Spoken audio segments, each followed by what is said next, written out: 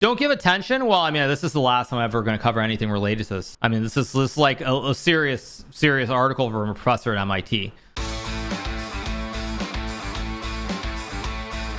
An investigation into probabilities of streaks in online chess by Jeffrey S. Rosenthal, published on April 30th, 2025. Abstract. We investigate the probabilities of long chess winning streaks by the player Hikaru on the online site chess.com in response to recent high-level allegations of cheating. We find that under a reasonable model of chess win and draw probabilities, the observed streaks are comfortably within the range of statistical expectation. We conclude that these streaks do not provide evidence of cheating or suspicious behavior. Okay, media summary. Yes, media. Actually, let me scroll up. Yeah, media summary. Former world chess champion Vladimir Kramnik has raised concerns about certain long winning streaks in online chess. Now, I like how they're being generous here because it's not only about me. Kramnik has literally accused everybody and their brother of cheating in some form or another. They're being way too generous. But I get that it's a paper, so like I understand they're trying to focus just on this, but it's really bad that he's given this kind of respect because he does not deserve it. Does not deserve it at all. Former world chess champion Vladimir Kramnik has raised concerns, or we went there, by top-level player Hikaru, as reported in the New York Times and elsewhere. Now, I will say, actually, I was really shocked that that this reporter, Dylan McLean, I think it is, of the New York Times, actually wrote that article. Like, I did consider some potential legal action based off that, because it was just so ridiculously insane to allow that to happen. But let's keep going. In the New York Times and elsewhere. In this article, we investigate the probabilities of such long winning streaks using statistical modeling. We conclude that these streaks are comfortably within the range of statistical expectation and do not provide evidence of cheating or suspicious behavior. Okay, number one, introduction. Actually, I scrolled too far. Number one, introduction.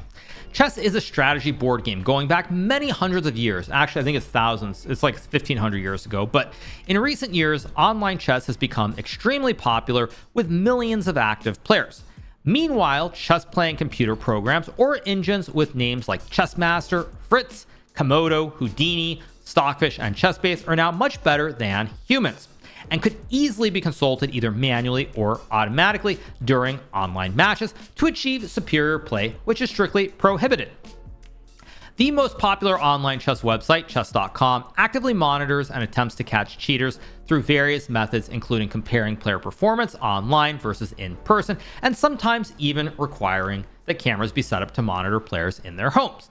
Nevertheless, concerns about cheating continue, including at the highest levels. Now, this is the undercurrent too, which is that it is true that the paranoia and suspicion in regards to online chess by top players is very, very high. And that is a serious thing that I think was really downplayed, because a lot of players are not on social media. They aren't asked these questions in public, but it is a very serious topic. One recent issue involves long streaks of games that were all or most all won by a specific player, obviously. In particular, former world champion Vladimir Kramnik has raised concerns about winning streaks of top-level player Hikaru Nakamura, including one recent streak of 46 games in which he won 45 and tied 1. Okay. It says, I was contacted by chess.com. Did I cover the Lupo stuff? I spoke about it a touch. It is sad because I see someone in chat saying he did so much for chess, now chess is doing much for him. It's really sad to see, because like Kramnik was a great world champion. He made many excellent contributions to opening theory for the game, and so to see him go off the rails like this is really sad to see. Like, that cannot be understated. On the other hand, based on how far he's taken it with accusing just about everybody, it's really hard to feel any sympathy for him. It says, I was contacted by chess.com CEO Eric Alabes, who had seen my Wired interview and asked to perform an independent statistical analysis of such winning streaks. To facilitate this, I was supplied with data showing results of all games on chess.com of seven different top-level players, including Hikaru. I then conducted an independent statistical examination of evidence of unusual or surprising streaks in Hikaru's chess.com game record. I first examined the nature of chess ratings, expected scores, win and draw probabilities, and game correlations to establish a model for the probabilities of online chess outcomes. I then used this model to examine the probabilities corresponding to Hikaru's winning streaks. Now, this is all very gobbledygook. I don't really know what they're saying either. But this guy is, I believe he works at Harvard or MIT or one of the major I believe he works at one of the major universities. Okay. I deserve praise instead of the nonsense that I get out of nowhere, which has literally brought in so many new players for chess during COVID. I mean, this can lead to a whole separate topic, which I mean, I don't know if I really want to get into it much, but I'll say it anyway. Which is in chess. Chess is something that is very different from almost anything else. And when I say that, what I mean is that because chess is a zero-sum game and you get so used to a situation where you win or your opponent wins and there's no in between, a lot of people become very jealous of others who are successful. Now, a good example of this, and I know this applies to a lot of chess players, is that many chess players, if you have a situation where both players are going to be successful, and I don't mean in chess, but like in anything, if you have a situation where you have two guys in chess and both are going to be successful, if you were to ask them if you're going to be the one who's less successful than someone else, the chess player is going to tell you that they would prefer that both players get nothing. So it's better that nobody gets anything than one person gets more than another player. And that actually exists. And that, of course, Levy's a good example. Like, it is true. There are a lot of people who are very, very jealous of Levy's success. Many people. Especially amongst top grandmasters. goes without saying. So like that's kind of the thing, is that when you have that situation where you have people being successful, and in chess, like there's this natural jealousy and you're always looking for something. Now, of course, there are other things that I think led to this as well, including a certain collaboration or stuff that he was doing with a certain other grandmaster, but nonetheless, it is really pervasive in chess. And it's also why nobody believes me when I say this, but I'll say it again. It's why you know, one of the things that nobody believes me on is that, like, when I talk about chess, like, I have zero intention of staying in chess until I'm like 50 or 60. Like, that's not going to happen. Like, when I'm done, I'm gonna leave. The same way that, like, Tim Duncan, you very rarely see him around basketball, or Barry Sanders, you never see him around football. Like, I will be gone. Like, I will just be gone, and in large part it's because of these sorts of things.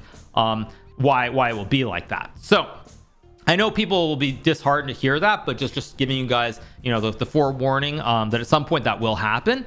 So let's keep going. When my original preliminary report was publicized on chess.com and elsewhere, Kramnik posted a response video and comments with numerous criticisms. I responded to that in an addendum, and some of those issues are incorporated herein. Months later, while extensively revisiting this article, I discovered that Kramnik had posted a second video in response to my addendum, and some of the issues raised there are also incorporated herein. I note that these same win streaks have also been examined in other contexts, including a blog post, a chess.com response, and a Bayesian perspective, which each reached conclusions similar to mine through different approaches. Okay. No need to speculate about what will happen in 20 years. You yourself don't know what you'll be like. Oh, but I'm just telling you, I'm not going to be in chess. Okay. I'm sorry to break it to you, but like in 20 years, I will not be in chess. But let's keep going. Number 2, informal discussion. Before getting into the statistical analysis, we begin with some informal discussion. Over more than 10 years, Hikaru has played 57,421 games on chess.com, a tremendous number. Now, I am extremely proud of that because you think about the number of games that I've played on chess.com. I've played 57,000 games. Chess.com has 57,000 data points from clean games, to be clear, from clean games. They have all these data points of me giving it my all and taking Online Blitz seriously and trying to win. So I get all these great data points, which only helps with anti-cheating. So I'm very, very proud of that. Legitimately very, very proud of the fact that I've played so many games on chess.com. Of these, he has won 45,409, drawn 4,943, and lost 7,069 for a total score of 47,880.5 out of a maximum of 57,421. So, Hikaru has certainly had a very successful record, and this record does indeed include many long winning streaks. For instance, on December 22nd, 2018, Hikaru played a total of 139 games and won his last 116 in a row. So if all long winning streaks are suspicious, then Hikaru's record would be very suspicious indeed. Now, I bet that this streak probably had me playing sub games or something. December 2018, because that would have been October 2018 is when I really started streaming every day. So there's December 2018. That was probably me. Was that London Chess Classic maybe? Probably like London Chess Classic if I had to guess. Probably played subs or something. However, this raises the question of whether long winning streaks are necessarily always suspicious. This might not be so for two reasons. First, if Hikaru often plays against much weaker opponents, then the chance of winning each game is very high, so long winning streaks might be less surprising than they first appear. Second, Hikaru has played so many games total that over such a long period, even surprising events might occur by chance alone. Now, this also is an important thing because probably earlier, I would say pre-2021, I was much more likely to just play blitz games against anybody, maybe even pre-2022, I would say. But definitely in the last like 3 years or so, like I just don't play someone in a long match if I can help it. Like I don't get into a 20 game match the way, like, for example, I have a YouTube video of me playing a 60 game match. I think it has Fedo save if I can find it. I think I played a 60 game match against Fedo save, if I'm not mistaken, on chess.com. Maybe I can find it. Let me see. Okay, Fedo save, GMHikaru, 60 game blitz match. Let me see if I can find it. I'm just googling it. Is this it? I got it. Yeah, this is it. This is literally a 5 hour 13-minute video, you guys. This is a 5 hour 13-minute video, and by the end, if we just skip all the way over here, what's the score? The score is 37-28. Yeah, 37-28. I know it's a little bit cut off, you guys. You can't see it all. But the score is 37-28. So like, I'll put this link in chat just so you guys can find the match if you want to. There you go. And let's get back to the article. Here we go. Or wait, wrong one. There we go. So like, that's like an example of how I played, like I used to play these crazy long matches, but at least in the last 3 years, at least, I just don't play these long matches, primarily because for streaming, it's not good. Like I have to be very, very focused and serious when I play better players, unsurprisingly. So I just don't do it. I always look for someone who's like 2850, 2900, who's underrated so that I can quote unquote farm them. Let's keep going. Okay. Second, surprising chance alone. The first reason, the effect of the relative strength of the two players, involves carefully considering chess players' relative abilities and probabilities of winning games, as we shall do herein. For example, during the above 116 game win streak, Hikaru's chess rating averages 3017, indicating top level performance. Meanwhile, his opponent's average rating is just 1526. So yeah, I was playing subs or something when I had that streak, indicating middle amateur level. This is a difference of plus 1491, which indicates that Hikaru's opponents were often much weaker chess players than he was, which suggests that he had a very high probability of winning individual games. Yeah, basically I was going to win every game unless someone cheated. The second reason that even surprising events might occur by chance over a long period can be illustrated by using a simple analogy. Suppose your friend is repeatedly flipping a coin. If they get heads 12s in a row, that seems suspicious. Indeed, the raw probability of getting 12 heads in a row if you flip a fair coin is just 1 in 4096. Okay. However, suppose your friend has flipped the coin a total of 10,000 times, then they have many more opportunities to obtain 12 heads in a row, although each specific opportunity has raw probability of 1 in 4096. The chance of getting some sequence of 12 heads at some point is a much higher probability. Really, that's interesting. This is an example of multiple testing. See, like, that runs counter to what I would think. I should get a coin and flip my coin. So it's like the coin. If you just do it a couple times, it's not going to do it. But if you do it 10,000 times, it will happen. That's hilarious. That's actually really funny. That's actually really, really funny. How likely? Well, as a theoretical calculation, this is not so simple because potential head streaks are overlapping. For example, if flips numbers 21 through 32 were all heads, then it is more likely that flips 22 through 33 will all be heads too. Not that I understand this math. Not to mention the odds of you winning a game is way higher than 50%, obviously. Anyway, let's keep going because I don't understand the math. This gives us a theoretical lower bound of 18.4% on the probability of obtaining a sequence of 12 consecutive heads somewhere over the course of 10,000 fair coin flips. So actually, there's an 18.4% chance. Wow. 18.4 if you flip a coin 10,000 times.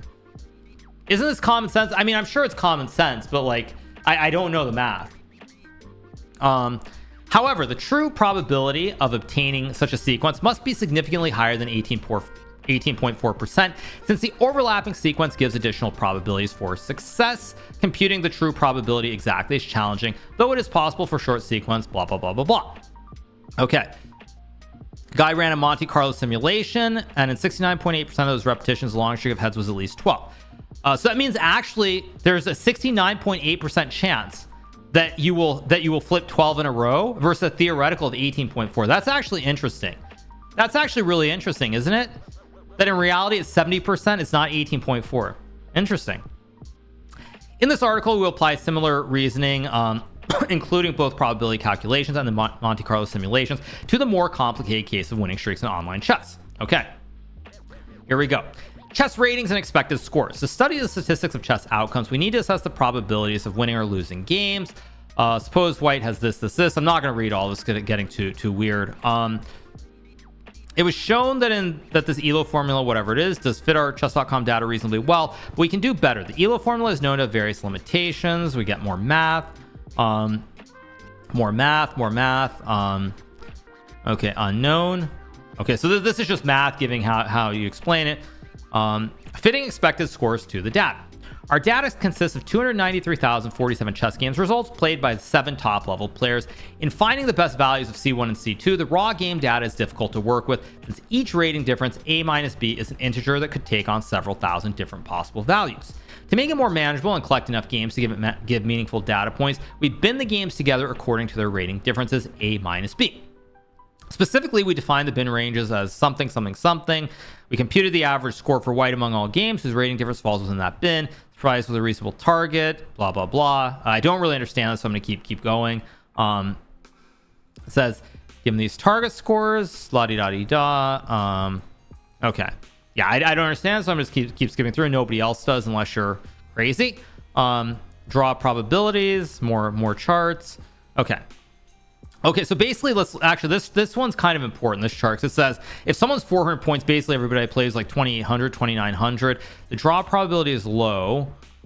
So the draw probability is very, very low here. Okay.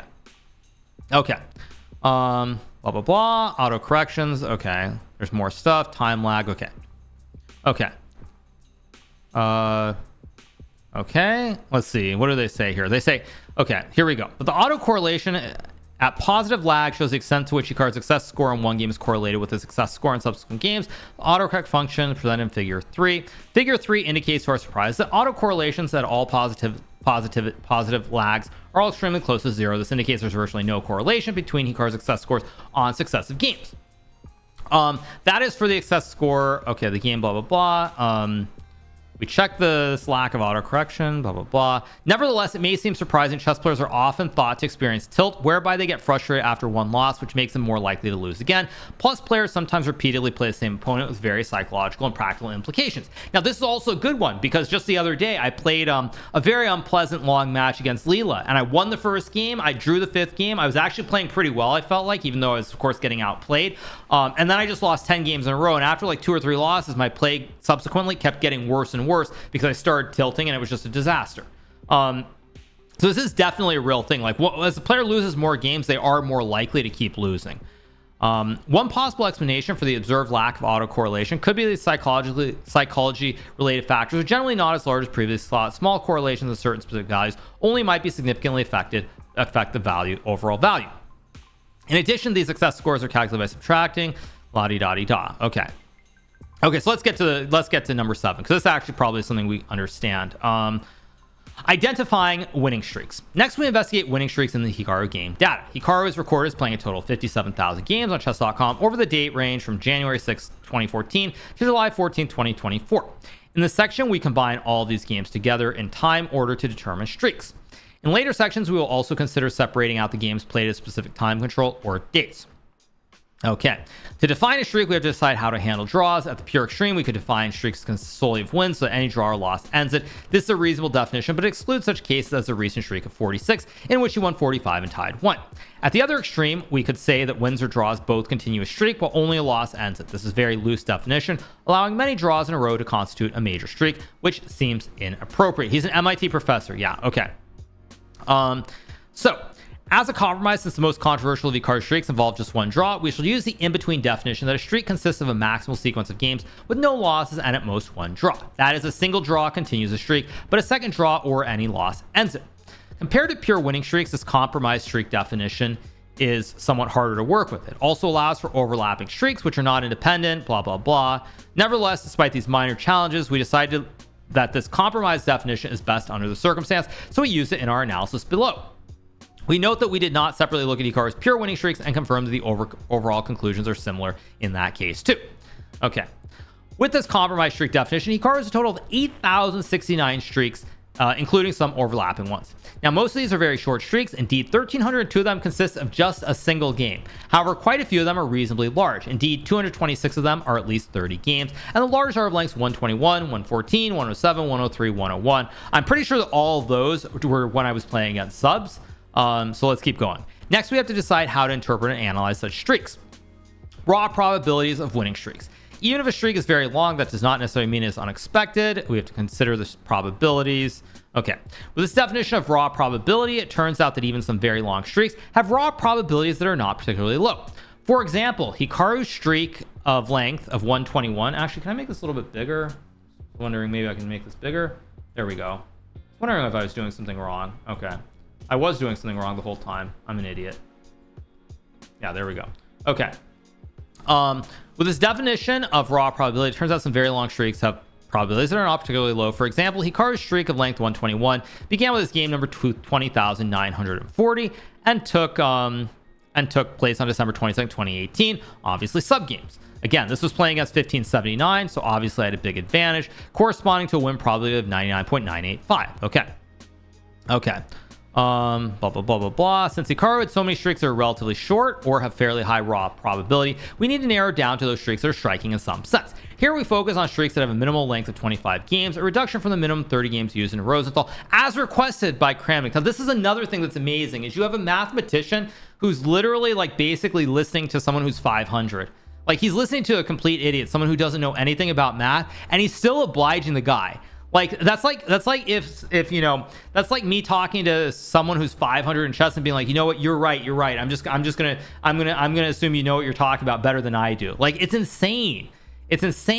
Why are we talking about this? Because this was just published like 6 days ago. That's why.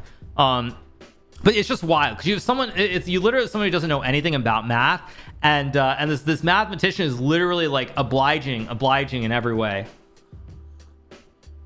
So among the streaks, we focus on those with small raw probabilities. I'll put the link in chat afterwards. 1 and 200. Okay. Streaks, raw data 1 and 200. Okay. What do we have? We have the 54 streak. We have the 32, the 91 streak. This must have been subs as well. 2017 had to have been subs. So all pretty normal. Okay. Table 1, line 19 corresponds to the most controversial streak mentioned earlier of length 46 ending on November 17, 2023. As we can see from the last call, this streak has raw probability nearly 1 in 500 chance, which is small but not extremely small.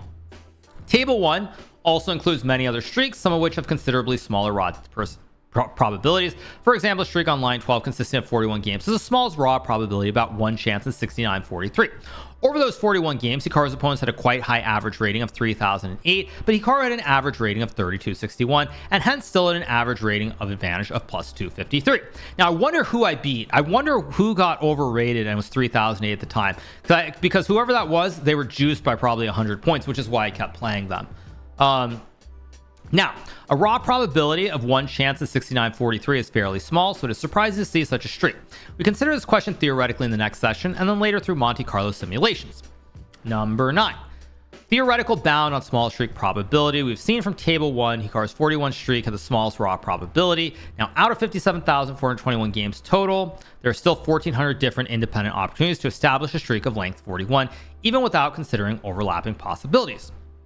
So, as a first approximation lower bound, suppose there are 1,400 independent opportunities to establish a streak, each of probability 1 of 69.43. Was it Liam Putnam? It might have been Liam Putnam. Was it Liam Putnam? Could have been. This is under approximation. Okay, so it's saying basically it's the same thing as flipping the coin, right? It's saying 18%. The course is roughly 18%, even without considering overlapping opportunities. It's not particularly surprising. It's above the 5% level of significance. So, even with a simple approximate theoretical lower bound, we can already see that Hikaru's individual streaks with small raw probabilities are not particularly surprising. However, much of the concern about Hikaru's streaks involves looking at multiple streaks together. This is too difficult to analyze theoretically, but can be done by Monte Carlo simulations. Nice. So even here, when it's complete nonsense, they still find a way to bust the theory. Nice. Monte Carlo simulations of streaks. The above calculations indicates that Hikaru's individual least likely streak is not particularly surprising. However, the approximate 18% probability computed above is just a lower bound, which does not take into account the additional probabilities of long streaks and game sequences that are overlapping and hence not independent. Furthermore, they do not look at multiple win streaks beyond the single least likely one, which for theoretical probabilities are too difficult to compute. Okay, they do a Monte Carlo, white and black. Okay, here we go. Table 2, Hikaru's Monte Carlo percentage all games. Yeah, you run simulations. Okay, so the top, okay, let's scroll down. Top of table 2 shows a streak with smallest raw probability, 1 in 6943. Which one is this? The top line of table 2. Top line. This one, I guess. No, wait, no, sorry, it's the top one. 1 in 6942.8. Discussed above. Its last column indicates that over the course of 1,000 separate Monte Carlo simulations, 45.0 of the simulations produced a streak with smaller or equal raw probability. As expected, this is considerably larger than the 18% theoretical lower bound computed earlier. It shows even more clearly that a streak of such small raw probability is not unexpected over the course of Hikaru's full record. Yeah, this is hilarious. Hilarious. The second table shows the streak with smallest probability, 1 in 5248, show that 20.1 of simulations has a second small probability. So yeah, it's basically saying that as I understand it, not that I'm a math guy, but it's saying like the lower theoretical bound is 18%, and then everything else, and then it's in reality much higher, like 45%, unless I'm wrong. Or no, it's saying more than, it's saying below 40, but it's still much higher than 18, which is the theoretical low. Nevertheless, they're not particularly surprising and still well above the usual 5% level for statistical significance. The third and fourth lines of table 2 give the percentage of Monte Carlo simulation whose third or fourth smallest streak raw probability is less than or equal to that of Hikaru. These percentages get somewhat smaller down to 18.3 and 12.3 that indicate that in Hikaru's record, the single most surprising streak fact is that he had 4 streaks that all had raw probability of 1 in 2437. This would only occur about 12.3% of the time. However, even this is well above the usual 5% threshold. The rest of the last column of table 2 shows the remaining streaks each have a Monte Carlo percentage is higher than 12.3, usually considerably so. And it says, so this extensive Monte Carlo simulation indicates that none of Hikaru's streaks, even when taken as a group, are particularly surprising or unexpected given his or his opponent's chess ratings. Yeah. Don't give attention. Well, I mean, this is the last time I'm ever going to cover anything related to this. This is the last time I will. I mean, this is like a serious article from a professor at MIT. But I mean, it really does show just how, but the thing, that I wish someone would do, actually, jokes aside, is I wish that someone could like figure out, could figure out to see how many of these guys for like 2,900 online, what their real OTB ratings are. Because my personal take is that having, like, in recent times, like, you'll notice that I always play people who are like 400 points below, like 29 something, is that I think there are a lot of people who are overrated for whatever reason between like 2,800 and 2,950. But at the 3,000 level, you'll never see me try to farm a 3,000 for +2 because I think they're too good. I think they're too good. I think that I think there's a lot of juice still in the 2,800, 2,900 level.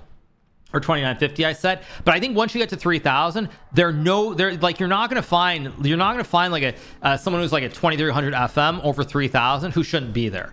So that's actually what I wish someone would do. Is I wish someone would find a way to just like look and do an actual mathematic calculation of how many people are like way overrated. Because I think there are a lot of people overrated between 2,800 and 2,950 who you can just like, I can just beat them with my eyes closed. I still believe that. Okay, anyway. One important aspect to any chess game is time control. That's how much time for the whole game. So it says of his 35,000 were played at 3+0. Second most was 1+0. And then there's some with 1 second. Now, our above analysis combined all of Hikaru's different games together in chronological order, regardless of time control. This may be reasonable since any cheating or so on might be expected to continue during different types of games. However, in this response, Kramnik vigorously objected to this, since different time controls substantially change the nature of the game. Indeed, chess.com even uses different chess ratings for blitz games and bullet games. So in this section, we redo the entire curve. Okay. And it says of the 293,000, they're 3-0. Okay. They have an equation, more equations.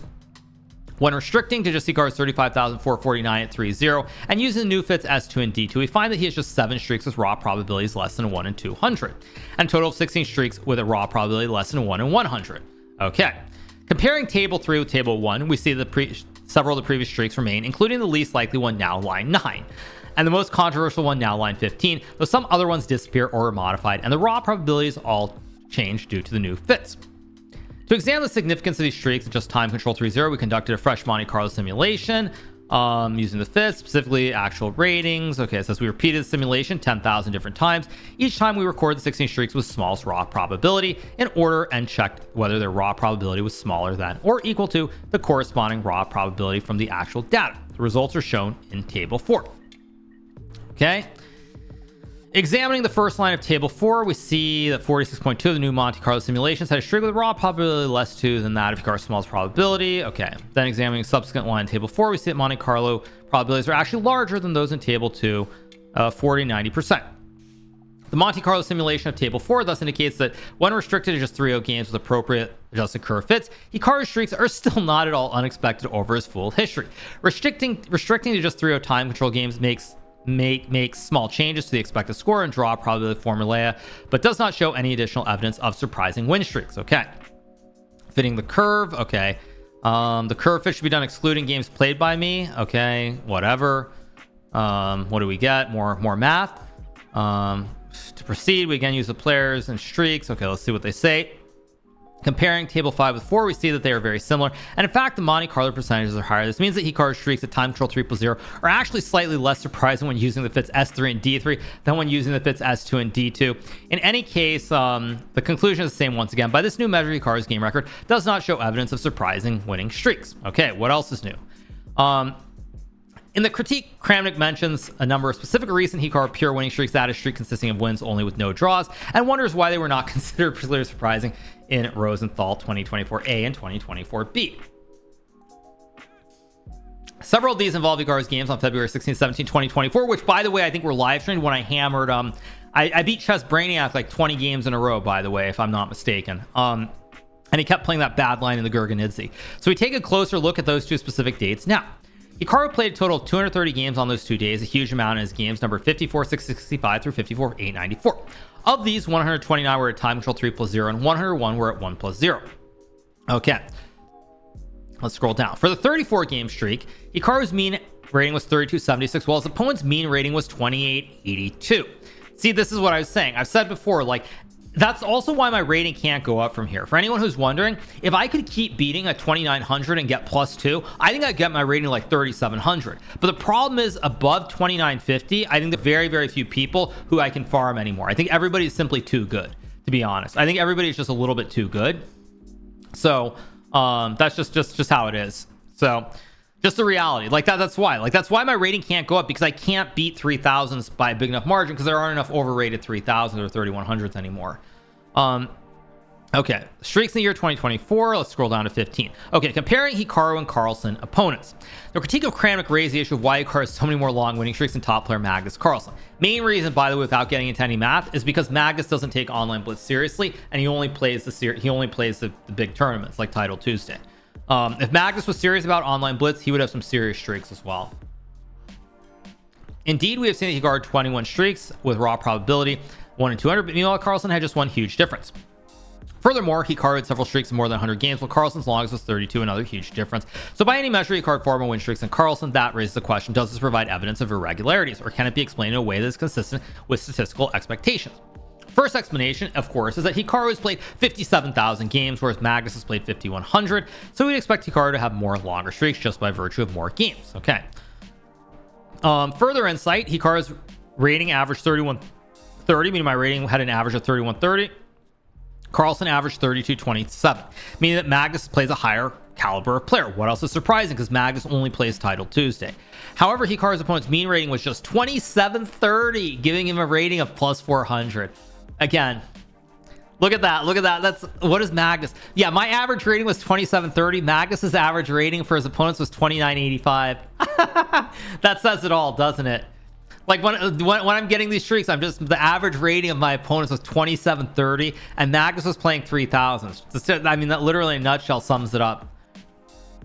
Okay, this sums it up. Okay, let's scroll. Hikaru. Okay, so this can also be seen by looking at the histograms of the two players' ratings. The graph shows Hikaru's rating in red spreads out from 50 to 600 with tail ends, blah, blah, blah. So compared to Carlsen, Hikaru has played a lot more opponents with much lower ratings. What a surprise. This fact, in addition to simply playing many more games, provides a sound statistical explanation for why Hikaru has so many more winning streaks than Carlsen does. Exactly. exactly. Number 16, discussion. The statistical analysis presented here shows that Hikaru does indeed have many long winning streaks in his online chess play, including his recent controversial 46 game streak, and many others, and some of them do have quite low raw probabilities. However, Monte Carlo simulations indicate that his streaks are well within the range of what would be expected. Of course, every statistical analysis requires making some choice regarding definitions, which of course I'm sure someone will harp on again. But it says, hence the overall conclusion that the streaks observed in Hikaru's chess.com record are fairly typical given the player's ratings over Hikaru's long record of games appear to be quite robust. Okay. This conclusion is heavily influenced by Hikaru's rating advantage over his opponents. What else is new? As discussed here, and Hikaru has played many games against opponents with far lower ratings, much more so than other top-level players such as Carlsen, mainly because I'm a streamer and I love playing Blitz online, above and beyond anything else. It's also why my rating can't fall too low currently, in my opinion, because if I think that 2800, 2950s are still ripe, they're still overjuiced, then if my rating falls like 3100, I should just be able to pound at 2700 30 games in a row. That's how I look at it. That's actually how I look at it. It's basically like my rating should never really fall below 3100 because I should basically be able to just pound 2700s at game after game after game because they are overrated relative to me. So that's why I don't think my rating should ever go super low. Now it might be possible Hikaru's chess rating is inflated for whatever reason. An issue is not investigated here. Well, of course, like my rating right now is inflated at 3320 or whatever it is. I think my fair value is like 3250, 3270. But again, as long as there are enough 2900s that I can farm, my rating is always going to stay high. It's important to note that the existence of unexpected streaks is distinct from the issue of cheating. For example, one player might improve their skill over a short period of time due to higher concentration, motivation, and preparation, and thus perform much better than their ratings would indicate. This might lead to many unexpected streaks, even without any cheating. Conversely, another player who cheats in all games in a consistent and regular manner might manage to obtain a very high chess rating. That would in turn make their winning streaks appear to be expected, so a study of streaks would never arouse suspicion, despite their cheating ways. Or even simpler, a player might decide to cheat only in every second game, leading to an unfairly successful record. But nevertheless, creating no long win streaks since they would lose many of their intervening honest games. Hence, the examination presented here should be viewed as merely investigating the presence of unexpected streaks, not the broader issue of cheating in chess online. Okay. Finally, here we go. Here comes the good stuff. Finally, it was insinuated in the comments of Kramnik that I might be biased, that is manipulating statistical analysis in a deliberate effort to protect Hikaru and deny the existence of unexpected streaks. I am confident that this is not the case. As a professional academic, I always attempt to seek the truth in an unbiased way. Furthermore, as I learned from my work on high-profile lottery retailer scandal, finding clear evidence of cheating or other irregularities would have led to more excitement and attention and glory for me, not less.